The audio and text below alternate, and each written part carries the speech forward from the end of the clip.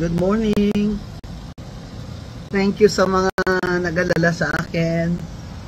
At nag-video lang ako ngayon, kahit short lang ito, just to assure you that I'm okay. Mataas ang blood pressure ko kagabi, pero it's stabilized naman. And alam nyo naman ako, hindi naman ako nagagalit kung hindi talagang sukdulan yung injustice or mali, di ba? Si BBM nga, di ba? Tumayo ako doon sa cathedral.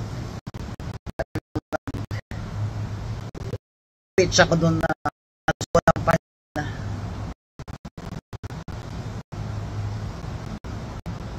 Banat talaga. Ito. Naman pwedeng palampasin yun. Pag inaalipusta ka na. Dinidefend ko nga ibang tao pag ginaganon sila. Sarili ko kaya. Sabihan ba naman niya ako sa Rockwell Mall na you're coughing. You should leave the mall. You should stay at home. Ha? Doon yung nagsimula. Saka ang dami kong kilala doon sa Rockwell Mall. Nakapaligid doon yung mga residents doon. Kilala ko yan sila. Kilala nila ako. Isa pa nga, sinabi pa siya sa akin nung tinuntahan ko siya, I'm sorry sir for the commotion. Sabi nga niya, Miss Gonson, gumanon pa nga Ibig sabihin,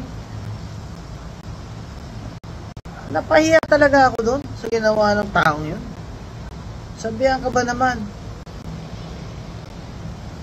don't you have money to buy a mask?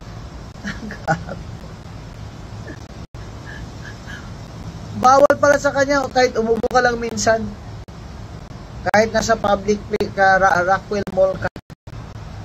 Yung mga tao doon, they're very courteous, ha? They say hello to each other, you know, familiar faces.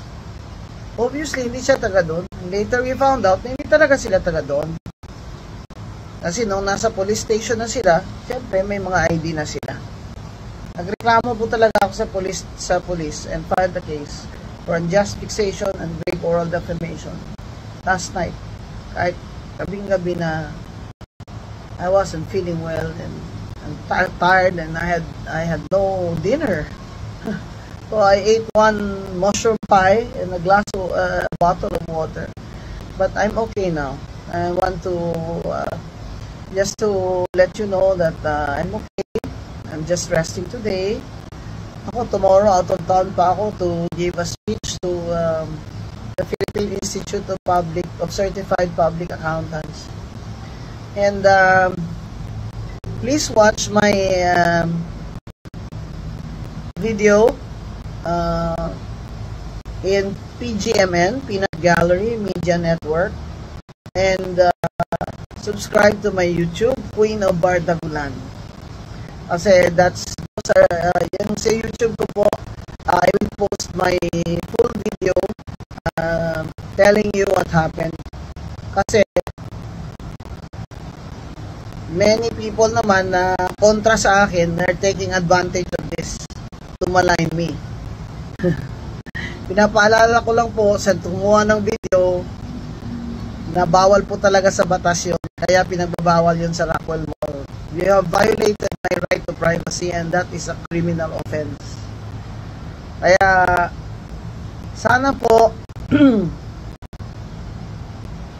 pag nakita nyo yung video ko later, maybe later this afternoon, ay mas makita nyo yung buong katotohanan and story, and you can comment and if you like to defend me in any Facebook post. Thank you very much. I'm okay. I'll just rest today. I'll stay home and rest today. I'm monitoring my blood pressure the whole day. But I'm feeling okay. Thank you. Thank you very much. To all those of you who are concerned for me and supporting me and who love me. Thank you. Magandang gabi sa lahat. Gusto ko lang magsalita tungkol dun sa nangyari kay Attorney Rowena Guanzon kanina sa morgue. Kausap ko mismo si Attorney Guanzon bago nangyari yon. Dumaan si Attorney Guanzon sa harapan ng store ko mismo. Din pagdaan niya, syempre regular customer namin siya. Nag-hi, hello. Hi ma'am, attorney. Hi attorney. Nag-hi din siya. Hello, ganun. Tapos yung mag-asawa, namili din sa kabilang store na katabi ko.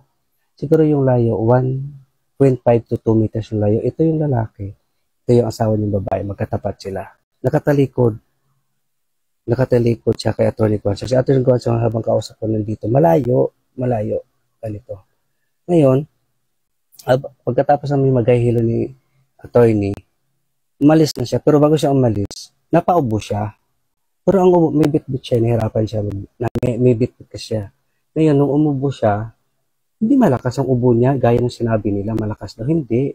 Yung normal na napapaubo ang tao, maubo siya, pero nakaganon siya pag ubo niya, tinakpan niya, bibig niya, tinakpan niya.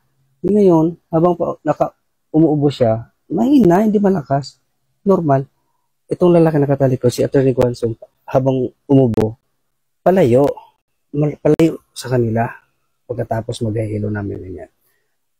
Ngayon, itong lalaki, sinundan siya, pinalabit siya sa likod. Hey, excuse me. Tinapik siya sa likod. Tinapik. Excuse me, sabi ni attorney, yes? Yes, hello. Sabi, masaya pa si Ate Guanzon na nag-reply sa kanina. Yes, hello. Sabi, ang sagot ng lalaki, ito ang nakapag-trigger sa galit ni attorney. Sinabihan agad si attorney na you are not supposed to be here. Nagulat si attorney Guanzon. But why? You are not supposed to be here. Ganun agad. You are not supposed to be here.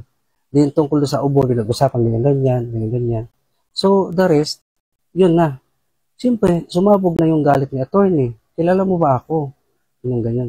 Regarding kung hindi. Kahit sino naman sabihan ng ganun, ng isang hindi kilala. Kasi sabihan kang, you are not supposed to be here. Kahit sino magagalit, naintindihan ko si attorney. Kaya huwag kayong basta-basta manghusga. Ha?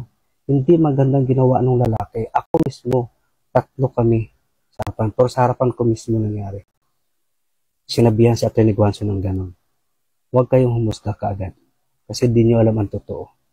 Salamat.